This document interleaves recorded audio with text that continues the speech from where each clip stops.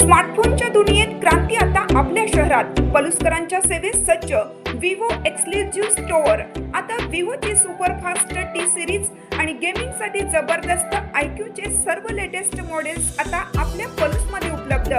नको बजेटची चिंता, आमच्याकडे फायनान्स सुविधा. तर वाट कसली पाहताय, आजच भेट द्या.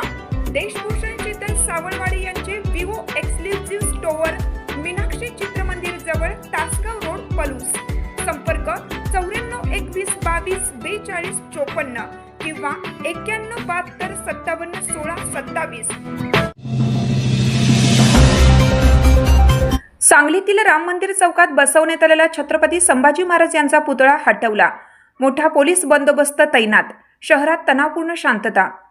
सांगली शहरातील राम मंदिर चौकामध्ये उभारण्यात आलेला छत्रपती संभाजी महाराज यांचा पुतळा अखेर हटवण्यात आला आहे. सांगली शहरातील शंभू प्रेमींनी पहाटे राम मंदिर चौकात छत्रपती संभाजी महाराज यांच्या पुतळ्याची उभारणी केली होती. याची माहिती मिळताच पोलीस आणि महापालिकेच्या अधिकाऱ्यांनी तातडीने राम मंदिर चौकात धाव घेतली.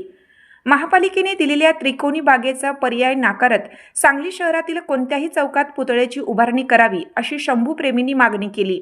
त्यानुसार महापालिका अधिकारी, पोलीस आणि पुतळ्याची उभारणी केलेले शंभू प्रेमी यांच्यामध्ये शिष्टाई करण्यात आली.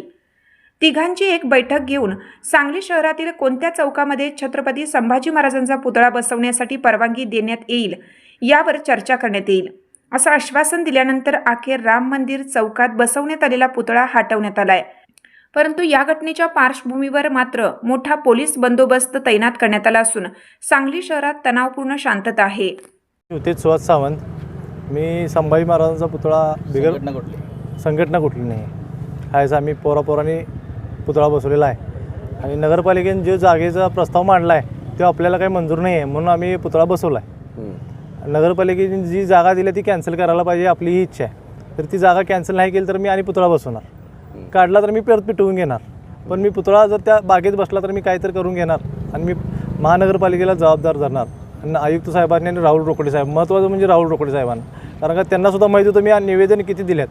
त्यांनी आम्हाला सांगायला पाहिजे होतं की आम्ही बागेत आमचं म्हणणं मांडायला पाहिजे होतं. आम्ही 15 ते 16 निवेदन दिल्यात, तरीसुद्धा त्यांच्या म्हणण्याप्रमाणे त्यांनी तिथे जागा दिल्या.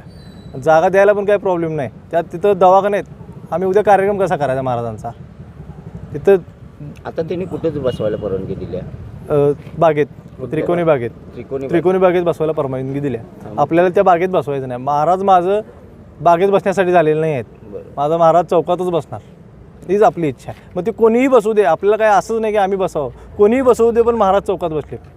यापूर्वी प्रतापसिंह उद्यान ही जागा दिली होती, प्रतापसिंह उद्यान दिली होती, ती आम्हाला मान्य होती. पण त्यावर काही केस असल्यामुळे त्यांनी कॅन्सल केली आणि डायरेक्ट ही जागा हे केली. म्हणजे महापालिकेनं परस्पर केले आणि आता टेंडर पण वाटल्यात. पण आम्हाला साहेबांनी, DYSP साहेबांनी आम्हाला सांगितले की आम्ही त्यांच्यासोबत मिटिंग करून देतो. त्यामुळे आम्ही पुतळा हटवायचा विचार करत आहे. मला काही इथं परवानगी भेटणार नाही असं सांगितलं गेलं. इथं त्यांनी चौकात त्यांनी बसवायचंच नाही, त्यासनी त्यांच्या वार्डात नेऊन बसवायचा आहे पुतळा, असं काम आहे. आणि आपल्या माणसांनी टेंडर देऊन पैसे देऊन ते त्यासनी द्यायचं असं काम आहे महापालिकेचं. आहेत नाही ते, मी नाव नाही घेत. आम्हाला इथं परमिशन द्या, आम्ही वर्गणी काढून बसवतो. आमची ही पण इच्छा आहे. किती दिवसापासून मागणी करता इथं? 2-3 वर्ष झाली साहेब. आम्ही ह्या चौकात नाही, आम्ही कुठल्याही चौकात बसवा, पण महाराजांचा पुतळा चौकात बसवा ही आपली इच्छा आहे. बागेत इच्छा नाही आहे आपली.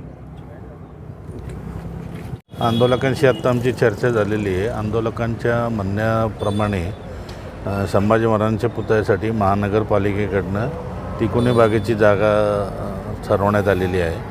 पण आंदोलकांचं असं म्हणणं आहे की महाराजांसाठी तिकोनी बागेची जागा ही योग्य नाही. प्रशस्त भव्य जागा महाराजांसाठी असावी आणि त्यासाठी त्यांना आम्ही पर्यायी काही जागा असल्याचं सुचवायला सांगितलेलं आहे. आंदोलकांचं आणि नगरपालिकेच्या जे अधिकारी आहेत त्यांच्याशी आम्ही आता थोड्या वेळाने चर्चा करून यावर पुढील काही मार्ग शांततेत काढता येईल त्यासाठी प्रयत्न करत आहोत.